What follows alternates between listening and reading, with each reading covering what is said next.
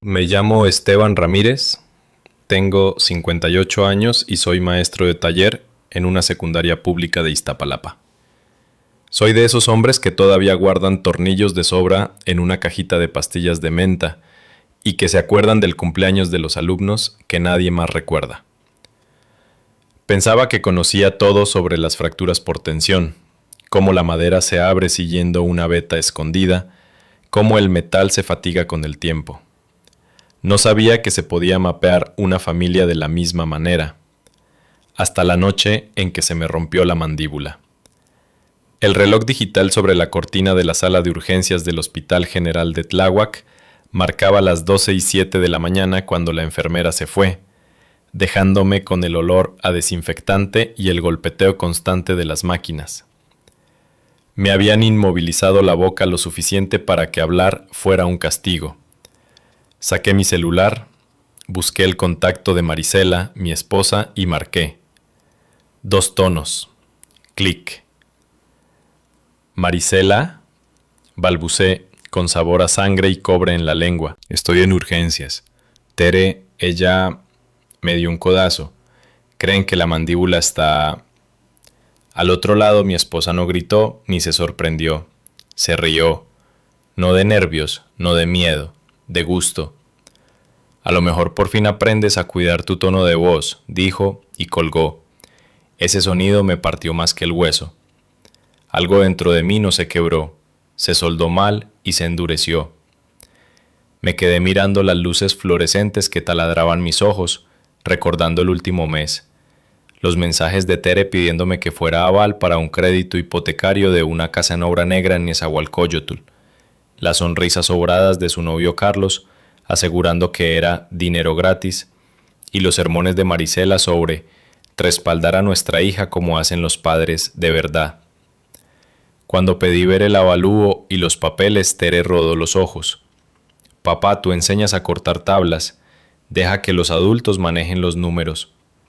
Yo dije que no.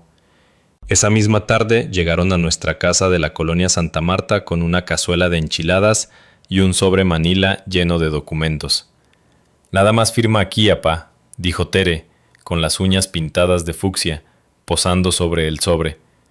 Ya lo lees después. Carlos sonrió de lado. No te pongas intenso, don Esteban. No voy a ser su aval, contesté. Mi voz era pareja, acostumbrada a lijar orillas sin astillar. No sin documentos. Marisela puso su mejor cara de paciencia para que todos la admiraran. ¿Oyen su desprecio?, dijo dirigiéndose a Tere. Siempre ha detestado la ambición que no puede controlar. ¿Ambición?, repliqué. Este crédito con tasa variable me hunde si ustedes se atrasan un mes. Tere sonrió filosa. Ay, pobre mártir. ¿Todavía cuentas la anécdota de cuando me salvaste de la multa de tránsito?, se burló. Sigues repitiendo eso en la sala de maestros, ¿verdad?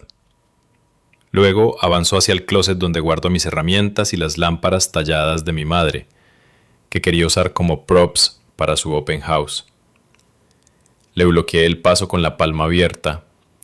Ella se adelantó, me empujó con el hombro en el pecho y en un movimiento rápido y entrenado me soltó un codazo seco bajo la mandíbula. El mundo estalló en blanco. Caí contra el mosaico con el cráneo zumbando. El sabor a centavos en la boca. Debiste firmar, escuché su voz fría. Carlos soltó una risa baja y satisfecha. Marisela cruzó los brazos. Tú te lo buscaste, me dijo, siempre provocando. Después recuerdo la ambulancia corta, la enfermera murmurando posible fractura, mi celular apagándose en la mano. La noche era un pasillo frío y largo sin puertas, y esa risa. A la mañana siguiente, la hinchazón me hacía ver como si me hubiera picado un enjambre de avispas. El residente me mostró la tomografía, una grieta pálida, como escarcha sobre un vidrio. Dieta líquida, lo menos posible de hablar, ordenó con voz mecánica. Mandé un solo mensaje al grupo familiar en WhatsApp. Mandíbula fracturada. Me dan de alta al mediodía. Necesito que me recojan. Los 3 puntitos titilaron. Luego llegaron las respuestas. Carlos, para eso existe Didi, jefe. Tere, no inventes, tú me empujaste. Marisela, cuando pidas perdón, hablamos. Me quedé mirando esas burbujas perfectas hasta que desaparecieron. La que sí llegó fue mi vecina doña Alma Gutiérrez, paramédica jubilada y viuda desde hacía años. Cultiva jitomates en la azotea que cuelgan como farolitos rojos. Ella apareció con su camioneta Nissan viejita, un termo de caldo y una cobija. No me debes nada, Esteban, me dijo mientras me acomodaba el cinturón. Tú has arreglado cada bicicleta de los chamacos de esta cuadra. El olor del caldo caliente me devolvió un poco de vida. Y su gesto, simple pero firme, me recordó lo que era el respeto verdadero. 2 días después, Marisela me mandó un mensaje breve. Cena familiar para aclarar las cosas. Si no vienes, estás abandonando a tu hija. Yo contesté con un no. Minutos después llegó otra notificación. Entonces, no digas que no lo intentamos. Quizá fui porque el dolor nubla la razón, o porque 32 años de matrimonio dejan surcos hondos, difíciles de saltar. La casa olía a limpiador de limón y papas al horno. La mesa estaba puesta con la vajilla de boda que nunca usamos. Tere llevaba un suéter blanco, impecable y cínico. Carlos se había puesto un saco azul marino que creía que lo hacía ver como licenciado. Vamos a empezar con gratitud, dijo Marisela, sonriendo como si diera misa. Tere tiene una oportunidad. Hay que celebrar eso, no hacer dramas. Tere levantó su copa de vino. Por las casas nuevas y por los viejos que por fin entienden su lugar. Yo sorbí mi caldo con trabajo. Cada sílaba era un filo. No seré su aval, dije con claridad. Carlos sonrió con desprecio. ¿Seguro puedes darte el lujo de ser tan honorable con tu sueldo de maestro? Dilo, canturreó Tere. Dilo, estás celoso porque voy a lograr más de lo que tú jamás lograste. Resoplé por la nariz. Si necesitaras mi crédito para lograrlo, no estarías logrando nada. Su sonrisa se borró. Siempre me odiaste, ¿verdad? Desde que viste que nunca iba a ser tu proyecto favorito. Eres mi hija, contesté, lento, con la voz rota pero firme. Lo sigue siendo, y por eso no voy a darte una granada disfrazada de ramo de flores. La discusión creció como tormenta, cubiertos golpeando, reproches viejos girando como cuchillos. Yo apenas podía sostener la cuchara. Tere con aire de triunfo se recargó en la silla. Mírenlo, ni comer puede. Patético. Marisela me miró con desdén. Por eso nadie te respeta, Esteban. Mucha ética, pero nada de carácter. El temblor en mis manos se volvió escalofrío. La sala giró. Las convulsiones no son como en las películas. No tienen música dramática ni cámara lenta. Se sienten como ahogarse sin agua. La cuchara me resbaló de la mano y el ruido metálico se mezcló con un murmullo distante. Mi cuerpo se endureció, luego tembló como si lo atravesaran botas marchando. Esteban, escuché, lejana, la voz de Marisela, más irritada que preocupada. No hagas esto, susurró, no enfrente de todos. Grábalo, ordenó Tere a Carlos, si luego se quiere hacer la víctima. Pero entonces entró otra voz, firme como campana. Déjenlo. Era doña Alma. Había venido a dejarme unas cartas equivocadas que el cartero tiró en su buzón y encontró la puerta entreabierta. Vio mi cuerpo tirado en el piso y reaccionó con los reflejos de años en ambulancias. Se arrodilló a mi lado, me giró con cuidado y metió su bufanda bajo mi cabeza. Respira, Esteban. Aquí estoy, decía, contando mis inhalaciones con calma de profesional. Carlos dio un paso atrás. Marisela se quedó inmóvil, con el rostro cerrado, como si la cena no encajara en el guión que ella quería. El sonido de la sirena volvió a aparecer, esta vez real, cortando la noche de la colonia. Alma no dejó de hablarme ni de sostenerme la mano. No te me vayas. Quédate conmigo. Desperté otra vez en el hospital, con cables en los brazos y la garganta seca. El frío metálico del suero bajaba lento por la vena. Cuando abrí los ojos, lo primero que vi fue a Alma sentada a mi lado, resolviendo un crucigrama en un cuaderno gastado. «¿Ya volviste?», me dijo sin mirarme, como si hubiéramos dejado la plática pendiente. «Mira, te lo repito, no se esconden las fracturas, se atienden». Quise preguntar, ¿y ahora qué hago? Lo intenté, pero mi voz salió como un hilo. «Dices la verdad», contestó ella como si leyera mi pensamiento. «La dices de una forma que deje huella, y dejas de engañarte creyendo que su cariño está del otro lado de tu silencio». Sus palabras me golpearon más fuerte que cualquier codazo. De regreso en mi casa, ya con el alta médica, hice lo único que sé hacer: inventariar. Puse sobre la mesa el reporte de urgencias. Tomé fotos de la hinchazón, del moretón morado en la mandíbula, de la quemadura de alfombra en la mejilla. Capturé pantalla de los mensajes burlones de WhatsApp y los guardé. Por costumbre más que por esperanza, abrí la aplicación de la cámara del timbre. Ahí estaba, el video con fecha y hora. Tere y Carlos entrando con el sobre. 30 minutos después, Tere saliendo, su voz clara. «Debiste firmar». El micrófono había captado todo, incluso el golpeteo frenético de Alma al llegar y tocar la puerta. Guardé las copias en 3 lugares distintos. Imprimí el reporte médico. Escribí una declaración con cada detalle, mientras el dolor latía al ritmo del cursor parpadeando. Marisela cambió de estrategia al día siguiente. Su voz sonaba empalagosa, como miel artificial.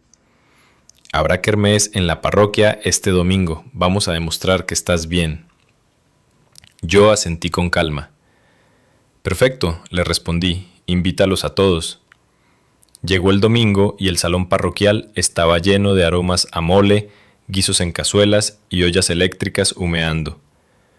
Las señoras acomodaban pasteles en las mesas, los niños corrían con globos y el padre Julián revisaba los números del tablero de cantos. Yo llegué con un termo y una carpeta bajo el brazo. La gente me saludaba con un «¿Cómo sigues, maestro Esteban?», y yo respondía con un gesto contenido, guardando fuerzas. Cuando todos se sentaron a comer, me acerqué a una mesa y toqué suavemente con una cuchara sobre la charola de la ensalada de papa. «¿Me regalan unos minutos?».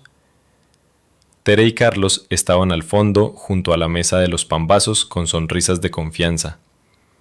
Marisela se apresuró a sonreír al grupo, como pidiendo disculpas por adelantado por lo que iba a decir. Yo les conté una versión breve, como planeo de clase, de lo sucedido en mi casa, la presión para firmar, el golpe, el hospital. Después saqué un pequeño altavoz Bluetooth y apreté play.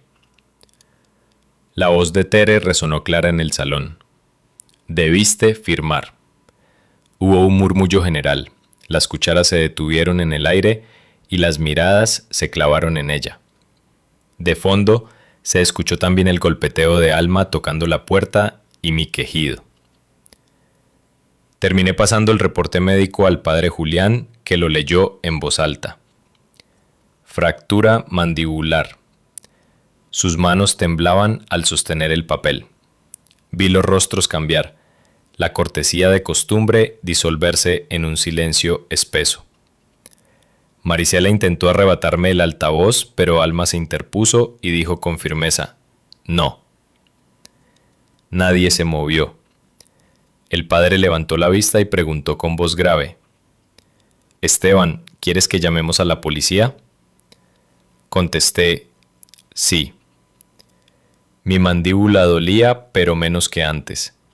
El oficial que tomó mi declaración no se burló ni me sugirió que pidiera un Didi. Escuchó el audio 2 veces, revisó mis fotos y los reportes y al final me dijo con un asentimiento: «Usted ya hizo la mitad de mi trabajo».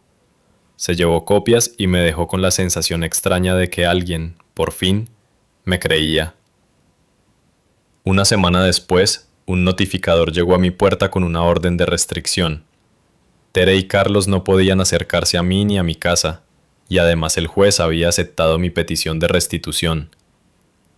Los papeles parecían pesados, pero era un peso distinto, como un ladrillo que fortalece la pared en lugar de quebrarla. Esa noche, sin embargo, ellos volvieron una vez más. Tocaron fuerte, como si la puerta fuera suya.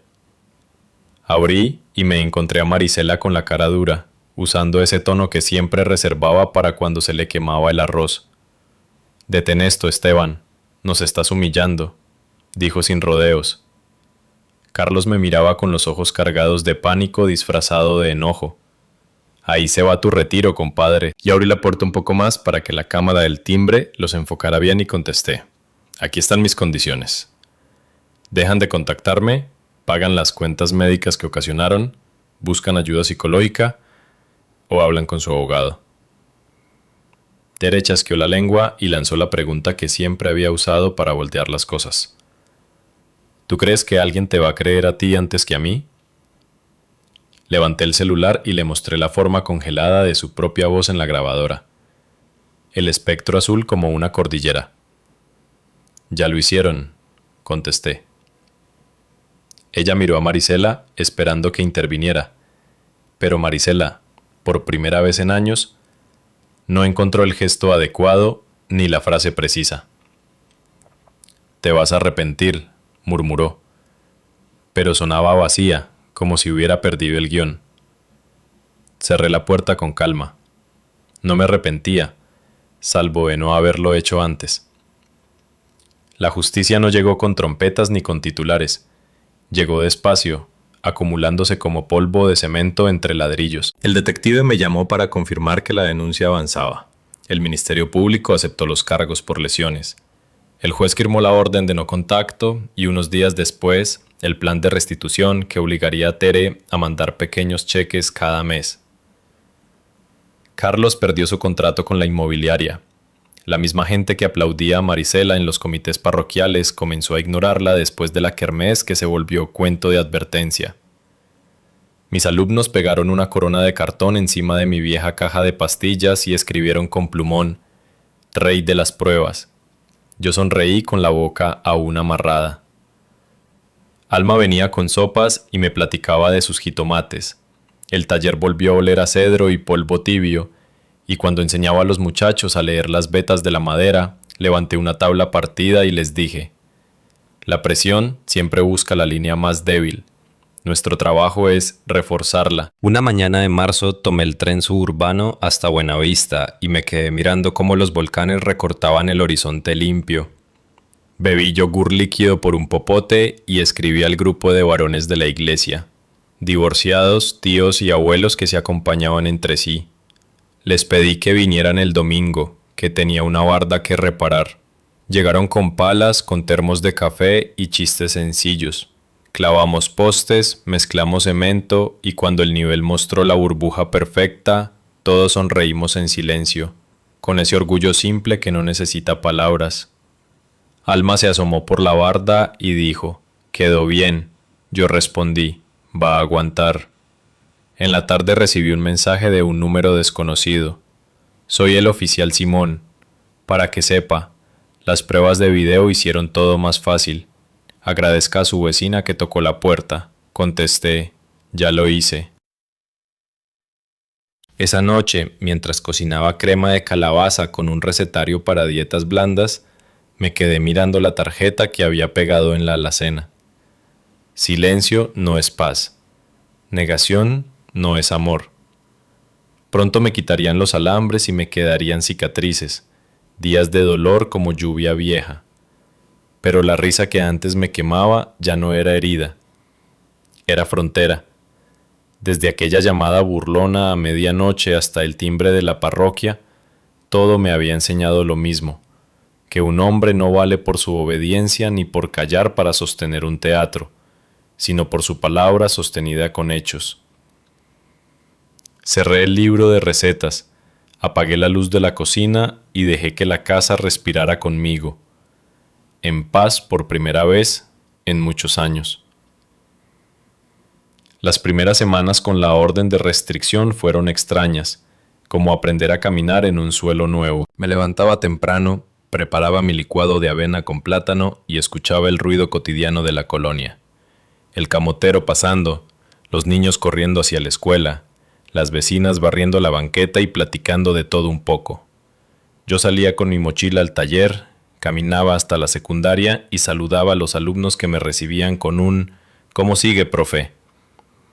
Ellos se habían enterado de lo sucedido porque en los barrios todo se sabe, y aunque trataban de no mostrar lástima, me ofrecían ayuda con un respeto nuevo. Esa solidaridad me daba fuerzas. En la dirección, algunos colegas evitaban el tema, otros me daban palmadas incómodas en la espalda. Yo agradecía sin detenerme mucho, consciente de que el juicio social siempre es más duro que el de un juez real. Pero ya no me importaba tanto. Lo que me pesaba eran las noches silenciosas, las horas en que recordaba los 30 años de matrimonio, las comidas en familia que se habían vuelto arenas movedizas, y me preguntaba en qué momento había dejado de ver las grietas. Una tarde, Alma me invitó a acompañarla a la plaza de la colonia. Había feria patronal y las luces de colores iluminaban los puestos de pambazos, el olor a esquites y el humo de las antojadas. Caminamos entre la gente, saludando conocidos, y ella me dijo con calma: «¿Ves? Aquí está tu verdadera comunidad. No necesitas mendigar cariño donde no lo hay». Compré un vaso de champurrado y lo tomé despacio por el popote, agradeciendo ese gesto sencillo de compañía. Cuando volvimos, me encontré un sobre bajo la puerta. Dentro había una carta escrita con la letra de Marisela.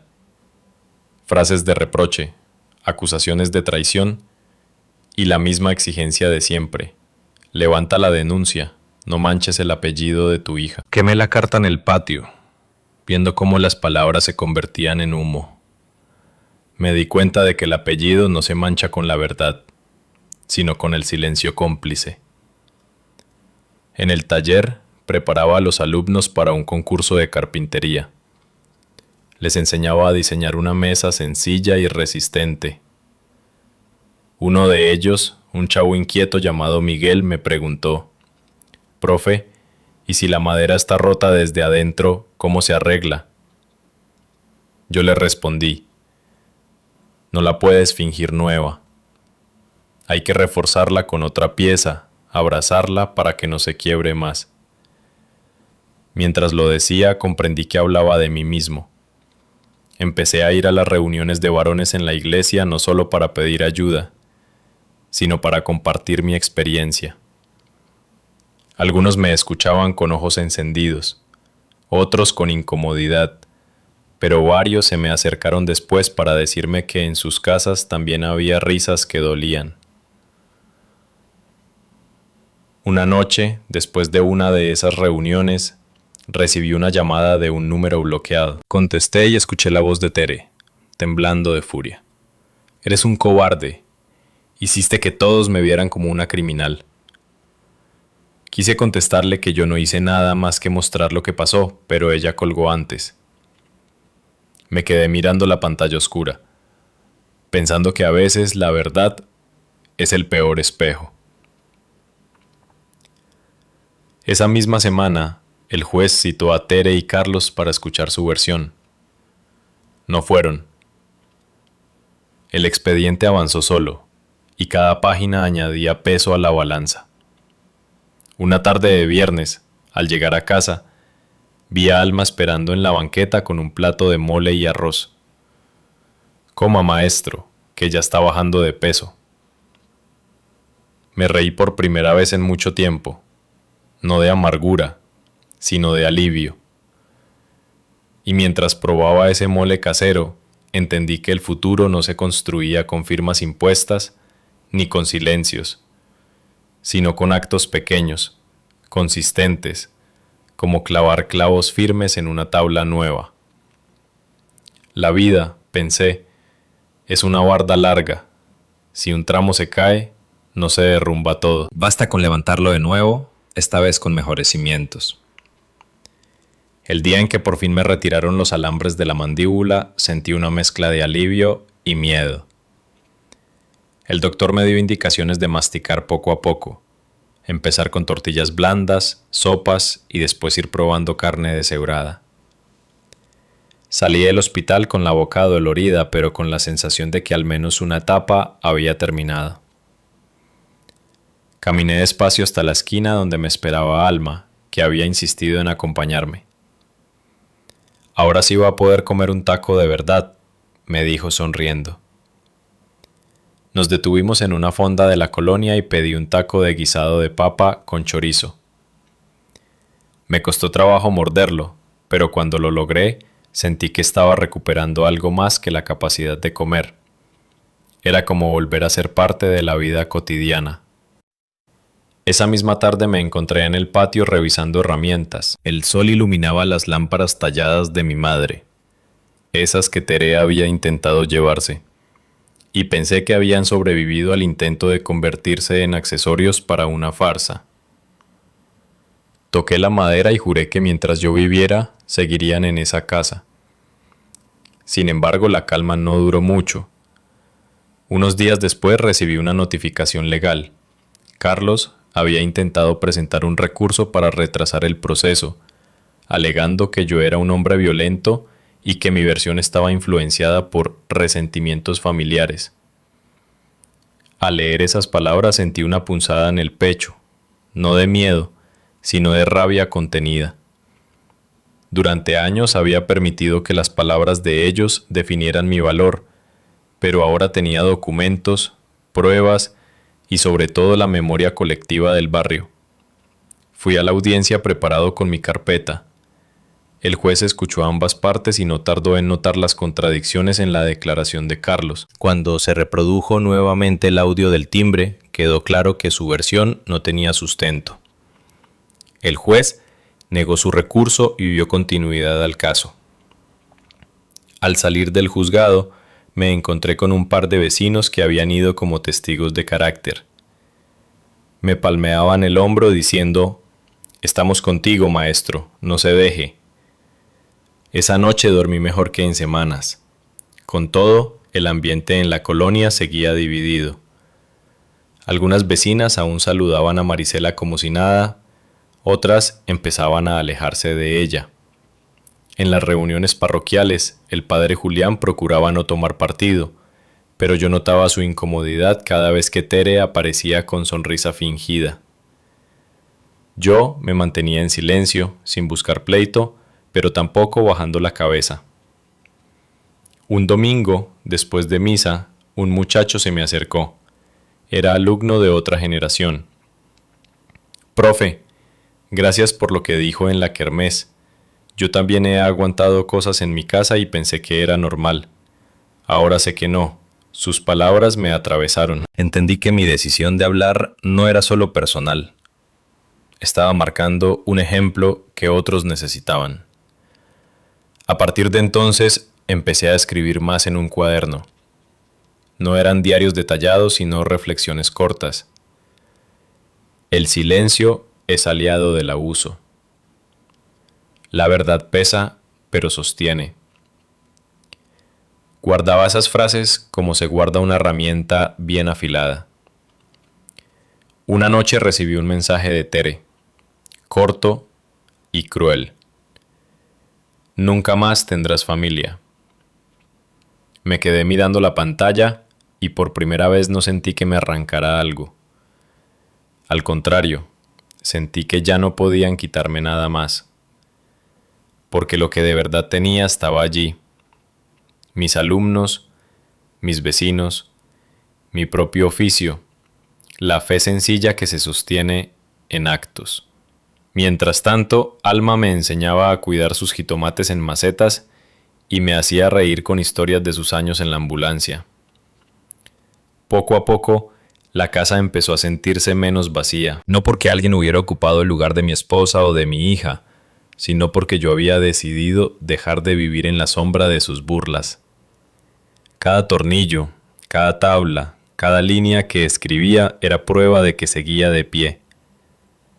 El semestre avanzaba y con él la vida escolar.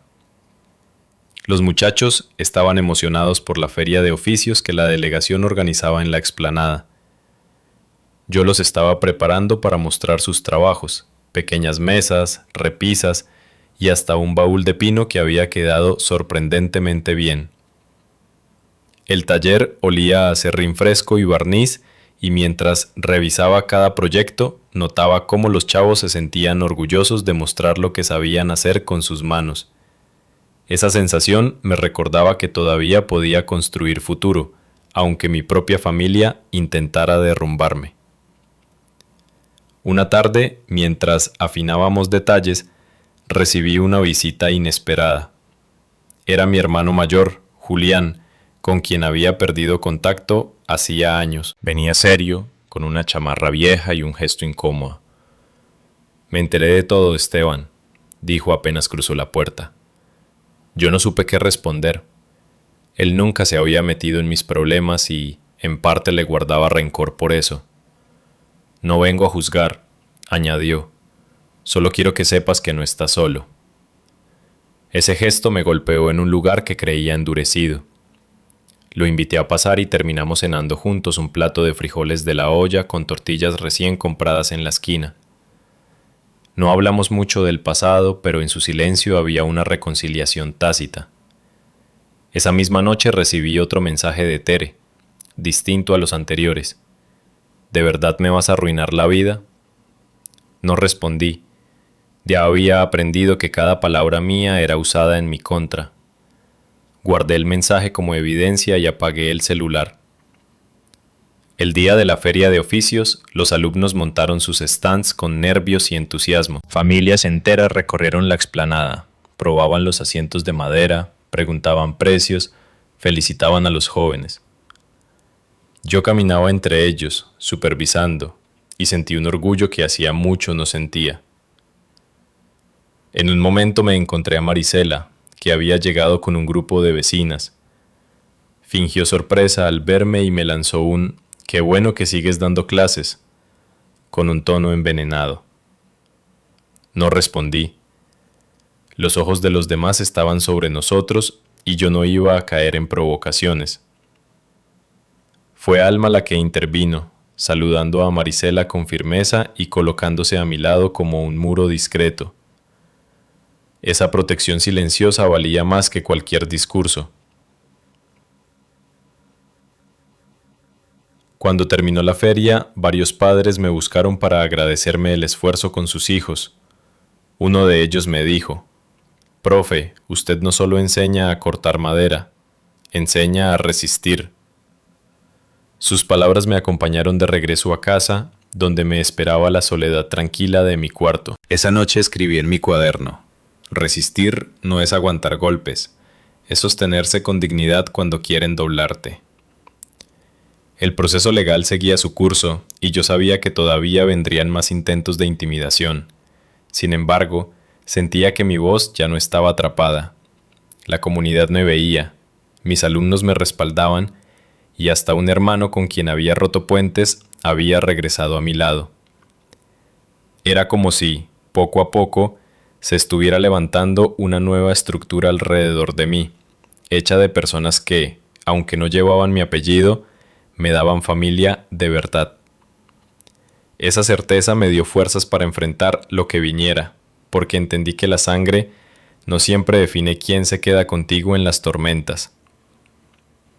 El juicio avanzaba como un río lento, con fechas, audiencias y documentos que parecían multiplicarse. Cada vez que recibía una notificación oficial, sentía una mezcla de ansiedad y alivio, porque aunque el proceso era pesado, cada hoja nueva era una piedra más en el puente que me alejaba de esa dinámica de abuso. Una mañana, al llegar al taller, me encontré con que alguien había pintado en la barda de la escuela la palabra traidor, junto a mi nombre. Los alumnos la vieron antes que yo y varios reaccionaron indignados.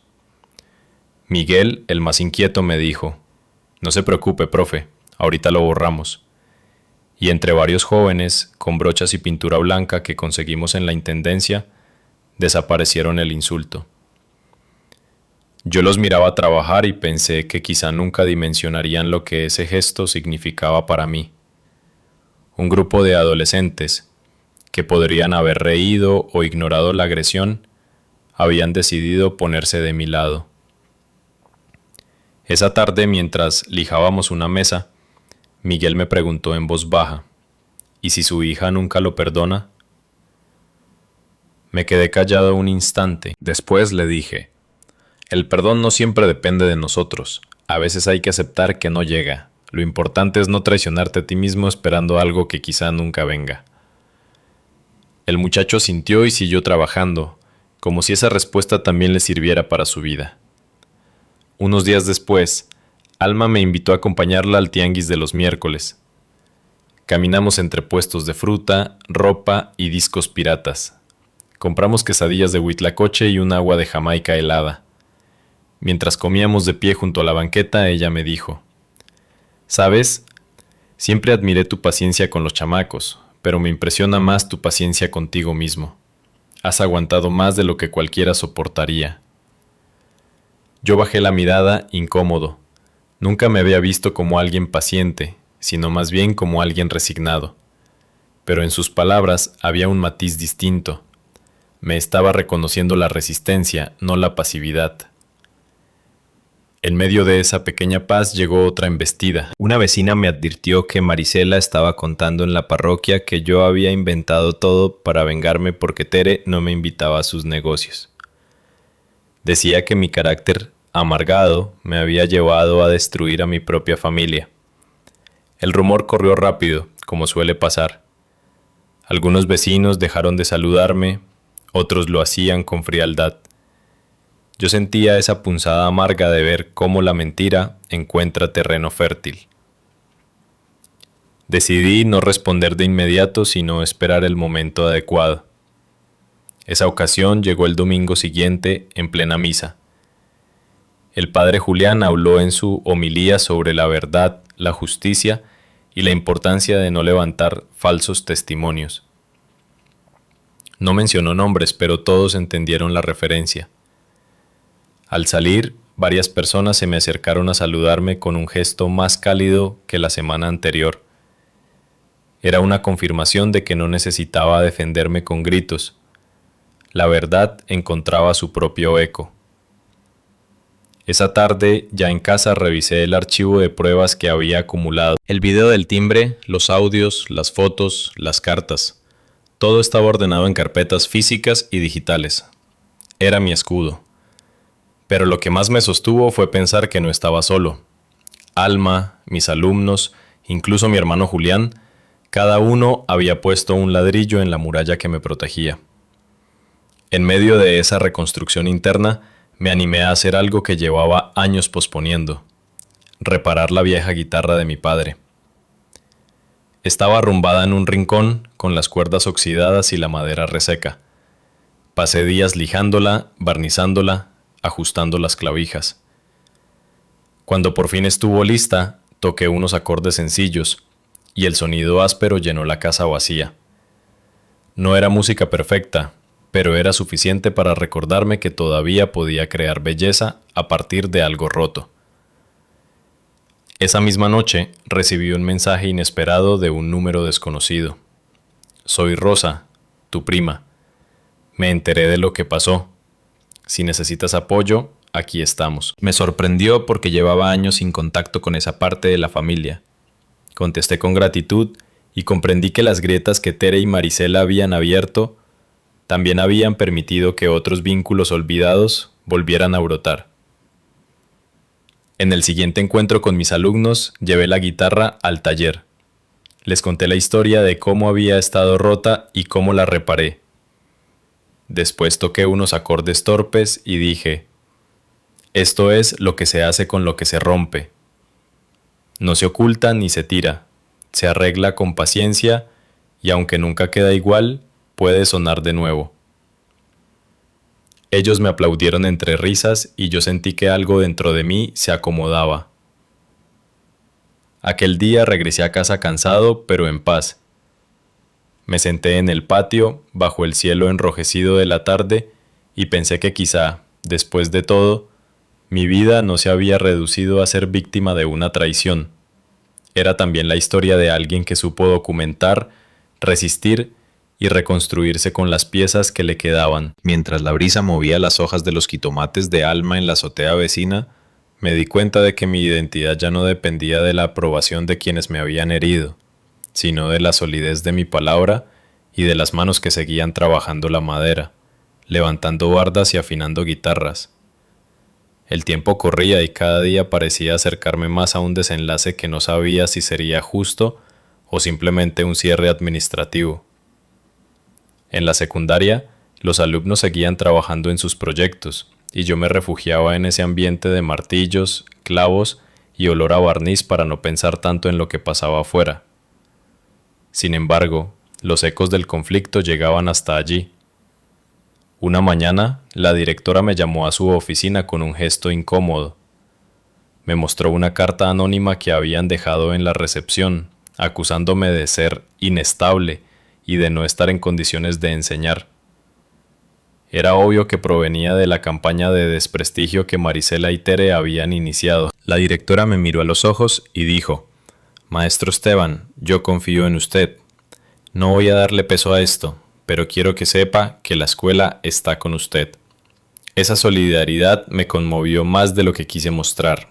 Salí del despacho con la frente en alto, sabiendo que el intento de derribarme no había tenido éxito. En el barrio las cosas se movían de otra forma. Había vecinos que me saludaban con respeto, otros que apenas murmuraban un buenas por compromiso, y algunos que de plano me daban la espalda. Era como si vivieran un juicio paralelo, no en tribunales, sino en banquetas, tiendas y plazas. Yo decidí no gastar energía en convencer a nadie. La verdad estaba documentada y eso bastaba. Una tarde, mientras reparaba la puerta del taller, escuché que alguien me llamaba desde la banqueta. Era un grupo de jóvenes que habían sido mis alumnos años atrás. Traían cervezas y una guitarra. «Profe, vinimos a verlo, a que sepa que lo recordamos bien», me dijeron. Nos sentamos en el patio y entre canciones rancheras desafinadas y risas, me contaron cómo les habían servido mis clases para conseguir trabajo. Uno de ellos, que ahora era carpintero en un taller grande, me dijo: «Usted me enseñó que una tabla torcida también puede servir si se sabe enderezar. Pues lo mismo es con uno». Esa frase me quedó grabada como un eco de lo que yo mismo intentaba vivir. Sin embargo, no todo era respaldo. Días después encontré en mi buzón un sobre con fotografías impresas de mí entrando y saliendo del juzgado, acompañadas de notas insultantes escritas a mano. «Hipócrita, cobarde». No me asustaron, pero me llenaron de una tristeza honda. Guardé las fotos en la misma carpeta donde tenía todas las pruebas, convencido de que tarde o temprano también serían útiles. En medio de esa tensión, decidí hacer algo distinto: retomar los paseos en bicicleta que había abandonado desde hacía años. Ajusté mi vieja bici, inflé las llantas y salí a rodar por la ciclovía de Ermita. El aire fresco en la cara, el sonido de las llantas contra el asfalto y la sensación de movimiento me devolvieron una libertad que había olvidado. No solucionaba nada, pero me recordaba que mi cuerpo seguía vivo y que podía avanzar. En una de esas salidas me encontré con Julián, mi hermano, que venía de trabajar. Caminamos juntos un rato y me dijo: «He pensado mucho en ti, Esteban. Lo que hiciste fue valiente. Yo no hubiera podido». Lo abracé sin decir nada, porque entendía que nuestras palabras eran torpes, pero el gesto era verdadero.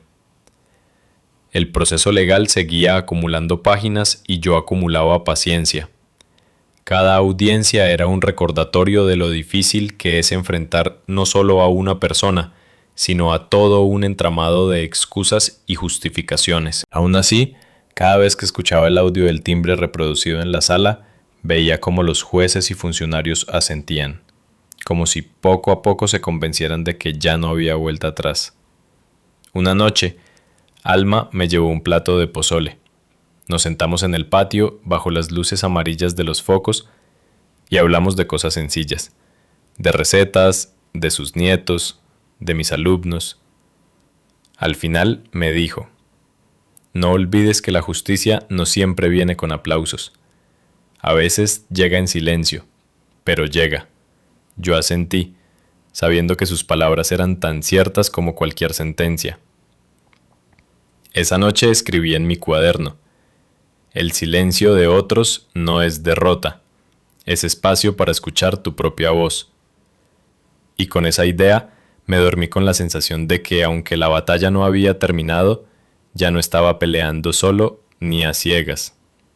Las audiencias continuaban y cada vez se sentía más cercano el desenlace, aunque los días parecían alargarse como si el tiempo quisiera ponerme a prueba. Había mañanas en que me levantaba con un peso en el pecho, dudando de si todo este esfuerzo valía la pena.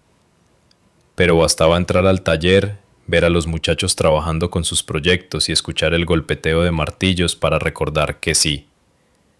Una de esas mañanas, mientras les explicaba cómo reforzar una unión en forma de escuadra, uno de los alumnos, un chico serio llamado Raúl, me dijo: «Profe, yo le creo. Mi papá también me pega y todos hacen como que no ven». Sus palabras me atravesaron como una astilla, porque entendí que mi lucha ya no era solo mía, sino un espejo para quienes vivían lo mismo en silencio. Le puse una mano en el hombro y le contesté: «No tienes que cargar eso solo, Raúl. Siempre hay alguien dispuesto a escucharte». En la tarde, recibí una llamada del abogado que llevaba mi caso. Me informó que el Ministerio Público había decidido avanzar con cargos más claros contra Tere por agresión y contra Carlos por complicidad. Marisela no estaba directamente acusada, pero su nombre aparecía en varias declaraciones como encubridora. Al escuchar eso, sentí un nudo en la garganta. No era un triunfo, era un reconocimiento de la verdad. Esa misma noche, mientras cenaba sopa en la cocina, sonó el timbre. Me asomé por la cámara y vi a Marisela parada en la banqueta con una bolsa en la mano. Dudé, pero abrí la puerta. Me extendió la bolsa con tamales y dijo: «No venía a pelear, Esteban. Solo quiero que pienses en lo que haces. Vas a destruir a tu hija». La miré sin aceptar la bolsa. Tere se destruyó sola. Yo solo estoy mostrando lo que pasó. Ella bajó la mirada, dejó la bolsa en el piso y se fue sin despedirse. Esa imagen se me quedó grabada, porque por primera vez la vi sin la máscara de autoridad, como una mujer cansada de sostener una mentira. Los días siguientes los rumores continuaron, pero la comunidad ya no reaccionaba igual. En la misa, algunos se acercaban a darme la mano, otros me invitaban a un café después. Empecé a sentir que, poco a poco, la balanza social se inclinaba hacia la verdad. Mientras tanto, en el juzgado, los abogados de Carlos intentaban ganar tiempo, pero cada recurso era rechazado. El juez, con voz seca, repetía que las pruebas eran contundentes. En una audiencia, cuando se volvió a escuchar el audio del timbre con la voz de Tere diciendo: «Debiste firmar», la sala quedó en silencio. Yo los observaba sin hablar, con la certeza de que esa frase, tan simple y tan cruel, era la piedra angular de todo el caso. En casa, mi rutina se fue llenando de pequeños ritos que me devolvían calma: regar las plantas en la azotea, tocar la guitarra reparada de mi padre, escribir frases en mi cuaderno y preparar pan dulce con alma que me enseñaba recetas de su madre. Esos gestos cotidianos eran mi resistencia. Una tarde de sábado, Julián me visitó con su familia. Trajeron carne para asar y pasamos horas en el patio, platicando de la infancia, de los partidos de fútbol en la calle y de los regaños de nuestro padre. Por primera vez en años sentí que volvía a tener un círculo cercano. Al despedirse, Julián me dijo: «No sé en qué momento nos alejamos, hermano, pero no pienso volver a dejarte solo». Sus palabras fueron un bálsamo. Sin embargo, no todo era alivio. Una noche recibí un mensaje de Tere, esta vez más largo.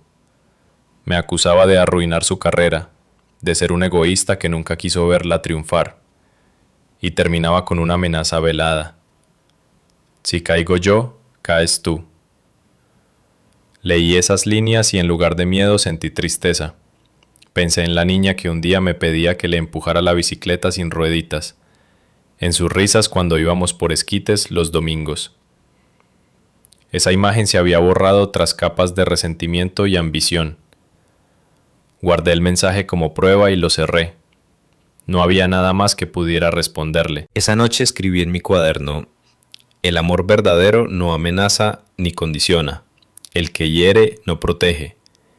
Y al terminar la frase supe que, aunque el camino legal todavía continuara, dentro de mí había llegado a una conclusión. Mi familia de sangre se había quebrado, pero yo no. El calendario avanzaba hacia el final del ciclo escolar y con él la feria académica donde cada grupo mostraba lo aprendido. Los alumnos del taller estaban más entusiasmados que nunca. Querían que su stand fuera el más visitado y habían decidido hacer una exhibición en vivo, construir un banco desde cero en menos de una hora. Yo los apoyaba repasando técnicas y recordándoles que la precisión estaba en los detalles. Mientras los veía cortar y medir, comprendía que en ese pequeño escenario se reflejaba mi propia vida. Resistir la presión, sostenerse en lo aprendido y al final mostrar lo que uno vale. Esa semana recibí otra notificación del juzgado, esta vez con fecha para la audiencia final. El corazón me dio un vuelco, no porque temiera el resultado, sino porque significaba que el proceso, con todo su peso, estaba a punto de cerrarse. Fui a visitar a Alma para contarle y ella me sirvió un café de olla en su cocina. Te dije que la justicia a veces llega en silencio, me recordó. Yo asentí, agradecido por su compañía constante. En esos días Marisela reapareció en la parroquia intentando recuperar su lugar. La vi en una reunión, sonriendo y ofreciendo organizar la próxima colecta, pero la respuesta de la gente fue fría. Ya no tenía el mismo eco de antes. Me miró de reojo con una mezcla de enojo y tristeza, como si no entendiera en qué momento perdió el control de la historia.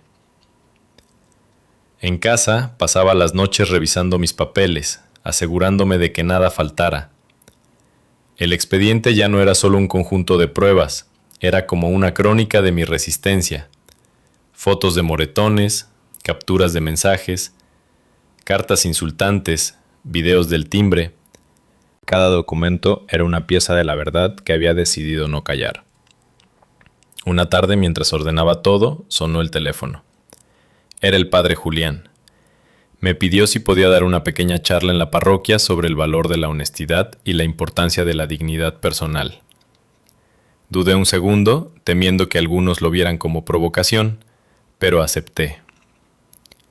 Ese domingo, frente a un salón lleno, hablé de lo que significa sostener la palabra, de cómo la mentira puede corromper familias y comunidades, y de cómo el silencio cómplice alimenta la violencia. No di nombres, no señalé a nadie, pero todos entendieron el mensaje.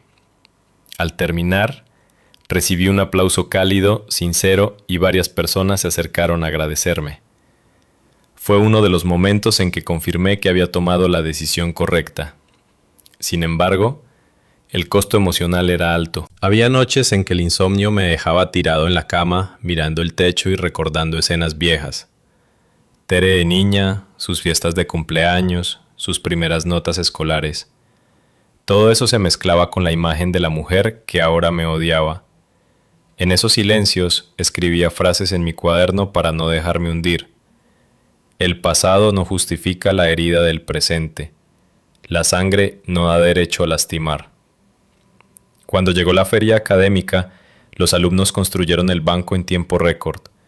La gente aplaudía, los niños se acercaban curiosos y los padres grababan con sus celulares. Yo me sentí orgulloso, no solo de su trabajo, sino de lo que representaba. Jóvenes que aprendían a sostenerse con esfuerzo honesto, lejos de engaños o atajos. Al final de la jornada, uno de ellos me regaló el banco terminado. Es suyo, profe, para que recuerde que lo hicimos juntos. Me lo llevé a casa y lo puse en el patio. Cada vez que lo veía recordaba que la verdadera herencia que dejaba no era material, sino lecciones de dignidad. Días después, mientras caminaba por la colonia, me crucé con Tere y Carlos. No me hablaron, apenas una mirada fugaz cargada de rencor. Yo no desvié la vista. Sentí dolor, claro, pero también la certeza de que no iba a retroceder. Ya no podían quebrarme. Esa noche, sentado en el banco de mis alumnos, pensé que el juicio final no solo se daría en el tribunal, sino en la manera en que yo decidiera vivir después. Y supe que, pase lo que pase, ya no volvería a callar. La fecha de la audiencia final llegó con un amanecer gris, de esos que parecen presagiar tormenta. Me levanté temprano, me vestí con mi única guayabera blanca bien planchada y unos zapatos gastados que aún conservaban brillo. Caminé hasta el metro con la carpeta en la mano, como si llevara un tesoro frágil. En el vagón, la gente iba en silencio, perdido en sus propios problemas, y yo pensaba que nadie alrededor imaginaba que ese día iba a enfrentar a mi propia familia ante un juez. Al llegar al juzgado, vi a Tere y a Carlos sentados en una banca. Ella tenía el rostro duro, maquillado con esmero, y él jugaba nervioso con el celular. Marisela estaba detrás, con su expresión de siempre, esa mezcla de superioridad y reproche. No cruzamos palabra, solo miradas. Cuando entramos a la sala, el juez pidió silencio y repasó los puntos principales del caso. Se reprodujo de nuevo el audio del timbre, esa frase helada de mi hija: debiste firmar. Cada vez que la escuchaba me dolía, pero también me recordaba por qué estaba ahí. El juez revisó los documentos, las fotografías, los mensajes. Yo permanecí de pie, con la garganta seca, mientras el abogado defensor de Tere intentaba argumentar que todo había sido un accidente, una confusión entre padre e hija. El juez lo interrumpió con frialdad. Los hechos están documentados. No estamos aquí por resentimientos, sino por pruebas. En ese momento sentí que una losa se levantaba un poco de mis hombros. Después de varias horas de alegatos, la sentencia se dictó. Tere debía responder por lesiones y pagar una compensación económica, además de mantener la orden de restricción. Carlos quedaba señalado como cómplice y con antecedentes que le cerrarían puertas en sus negocios. Marisela no fue condenada, pero quedó exhibida en actas como encubridora. El golpe no era solo legal, era social. En nuestra comunidad, esas palabras pesan como cadenas invisibles. Al escuchar la resolución, Tere me lanzó una mirada cargada de odio, como si buscara culparme de su desgracia. Yo solo bajé la vista. No había victoria en verla derrotada, solo una tristeza profunda por lo que habíamos perdido. A la salida, Alma me esperaba en la banqueta, me abrazó fuerte y dijo: «Lo lograste, Esteban». No era fácil, pero lo lograste, y por primera vez en mucho tiempo, dejé que las lágrimas corrieran sin vergüenza. Esa tarde, regresé a casa y me senté en el banco que mis alumnos me habían regalado. Sentí el sol tibio en la cara y escuché los ruidos de la colonia, los vendedores de tamales, los niños jugando, la vida que seguía su curso. Pensé que aunque mi familia se había resquebrajado, yo había ganado otra. Mis vecinos, mis alumnos, mi hermano recuperado y la gente que me había tendido la mano. No era la vida que había planeado, pero era una vida digna, y eso bastaba. Esa noche, mientras cenaba pan dulce con café, recibí un mensaje del abogado confirmando que el expediente quedaba cerrado. Guardé el celular y escribí en mi cuaderno: «La verdad se sostiene sola, aunque tarde en ser reconocida». Cerré el cuaderno y me recosté con la tranquilidad de quien al fin ha dicho lo que tenía que decir. Los días posteriores al juicio se sintieron extraños, como si viviera en una calma prestada. La rutina de la colonia continuaba. El panadero tocaba su campana al amanecer, las vecinas barrían la banqueta mientras chismeaban de los precios del mercado y los niños jugaban a la pelota en la calle levantando polvo. Yo caminaba entre todo eso con una ligereza nueva, sin el peso de audiencias o notificaciones, aunque todavía con cicatrices que dolían cuando el clima cambiaba.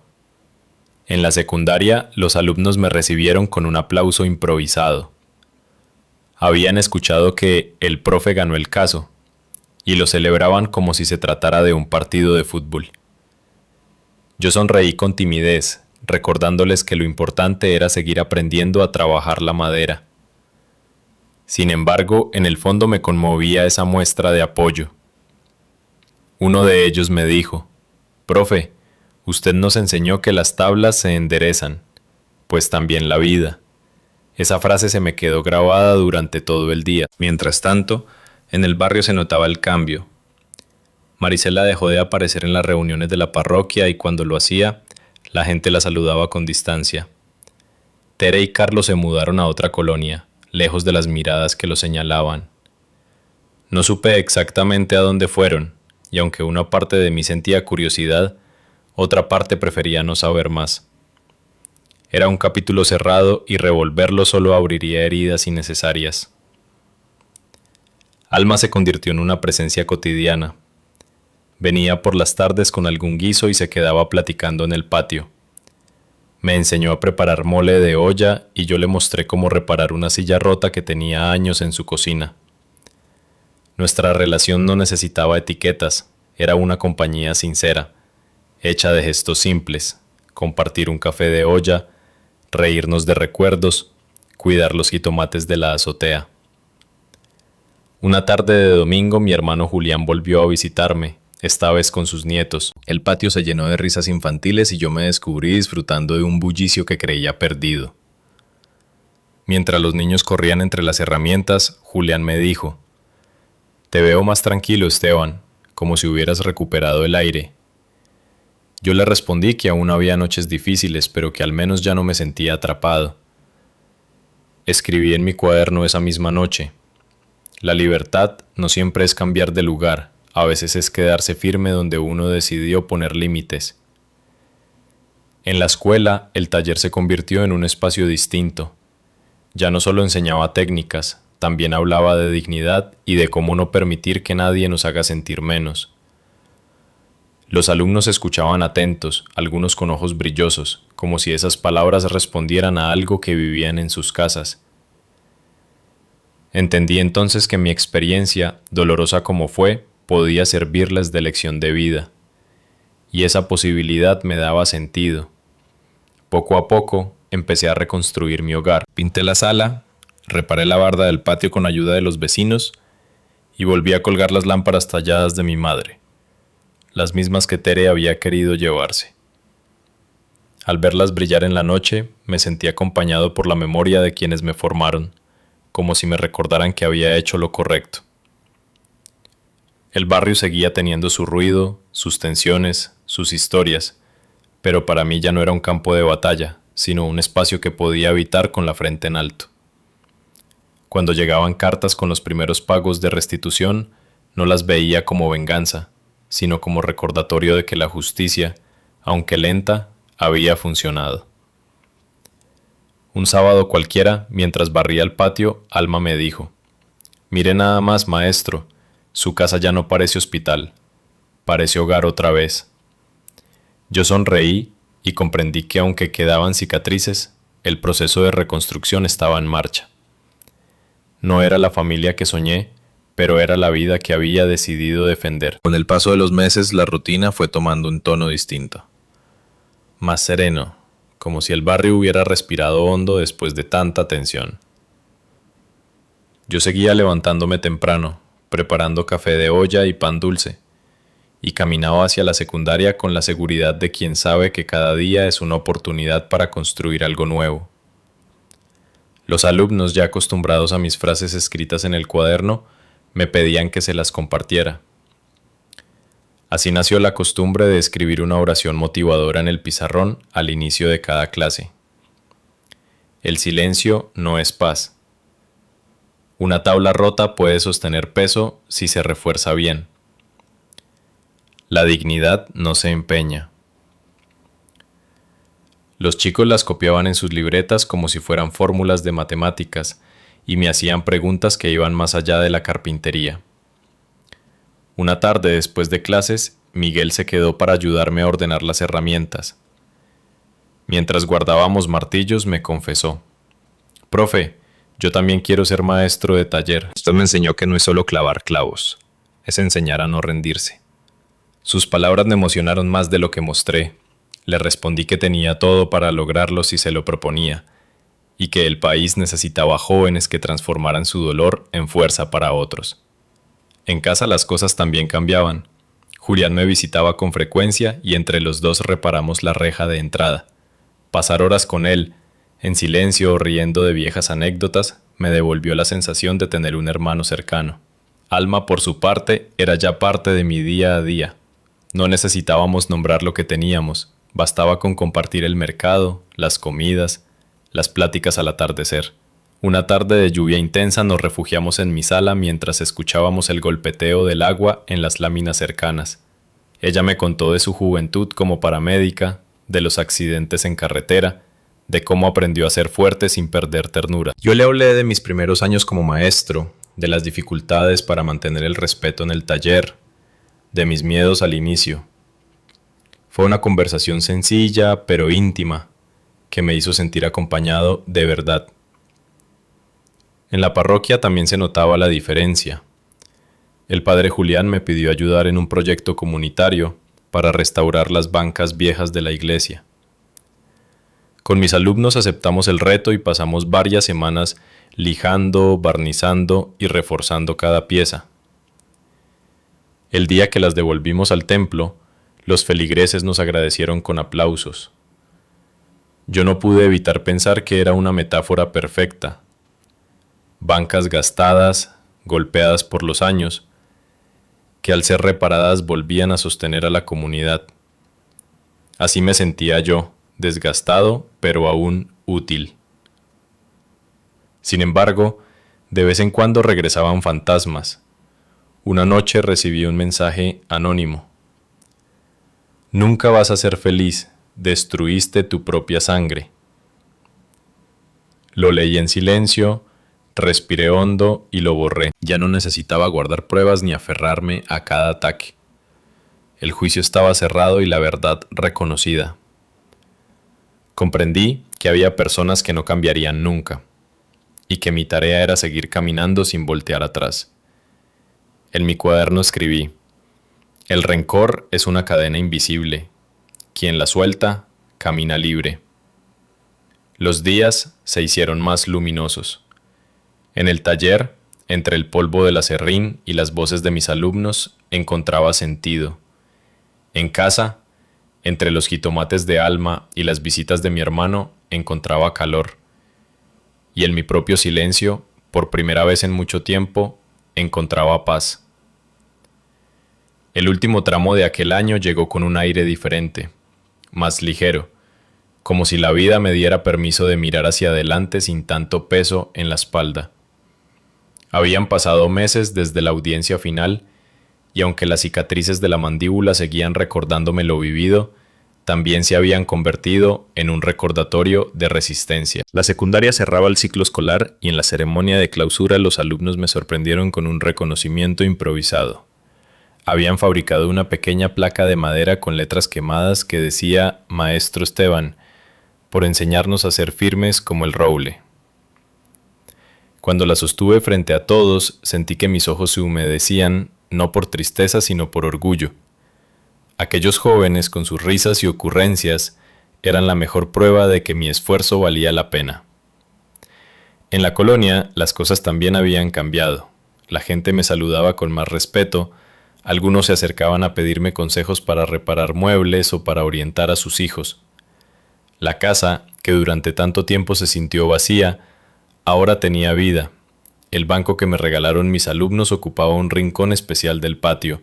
Las lámparas talladas de mi madre volvían a iluminar las noches, y la guitarra de mi padre, ya restaurada, me acompañaba en ratos de silencio.